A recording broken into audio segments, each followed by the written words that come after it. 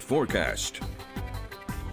Nice sunrise shot this morning as the sun was coming up over the Blue Ridge, captured by Warren Fault there in Augusta County. And boy, would it be a hot and toasty afternoon. Here's our current view from Scott Stadium as we look off to the south and west. And other than some high clouds, a lot of sunshine. Sun setting this evening at 7:49.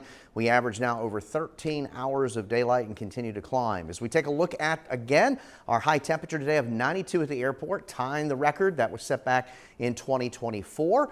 And it looks like we could make another run tomorrow. The record high tomorrow is also 92, and that was set back in 1976. Currently 90 at the airport. Southerly winds at a good clip at 10. The air mass very dry. Dew points are in the 40s and 50s, and that's one of the reasons that you got the heat, but not the high humidity that you'd have normally during the summertime.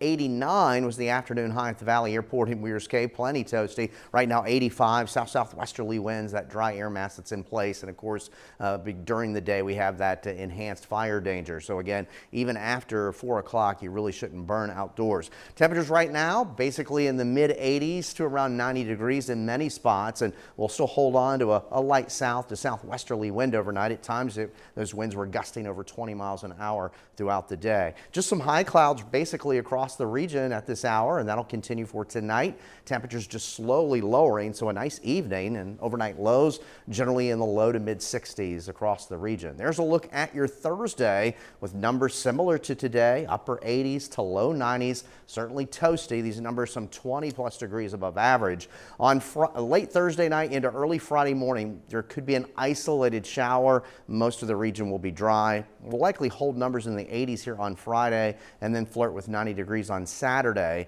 Sunday will be our transition day, and that'll be our next best chance of any rain, not only this week, but actually looking ahead to next week as well. Not good news. So that front will be coming through as we head through the morning midday hours, bringing us the best chance of some rain, but don't expect a whole lot. General amounts right now are probably going to average plus or minus around 1/4 of an inch. Now the U.S. Drought Monitor will update tomorrow. So far this month, we're halfway through now, and we've seen less than 1/4 of an inch at the airport. Not good news. So there's a look at satellite and radar combination over the mid-Atlantic, the northeast, southeast, and back through the Ohio Valley. You can see numerous showers and thunderstorms well to our north and west, and basically that's where we have some frontal systems, but they're riding the big ridge that's in place here, and that's contributing to the warmth, and you can certainly see that with the national temperatures right now. And on the periphery of that heat, that's where we have the showers and thunderstorms. So as that ridge begins to weaken with time, then the fronts will make inroads farther south and east.